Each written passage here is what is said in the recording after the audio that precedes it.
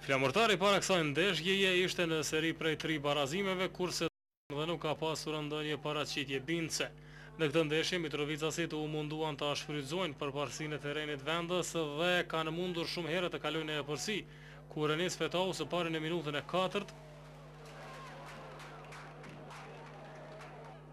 e më pas edhe në minutën e 8 kishte raste të mira shënimi.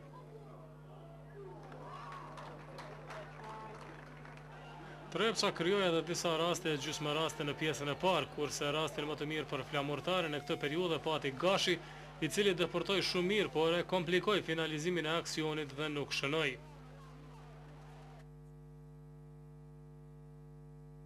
Në pjesën e dytë duket se të dyja ekipet kishin vendosur që nëse është e mundur të arruajnë rezultatin e barabartë. Asnjë rast i mirë nuk u krijua dhe ekipet nuk përfituan as nga minutat shtesë për shkak se gjyqtari Bejt Fejzullahu e stërzgjati lojën.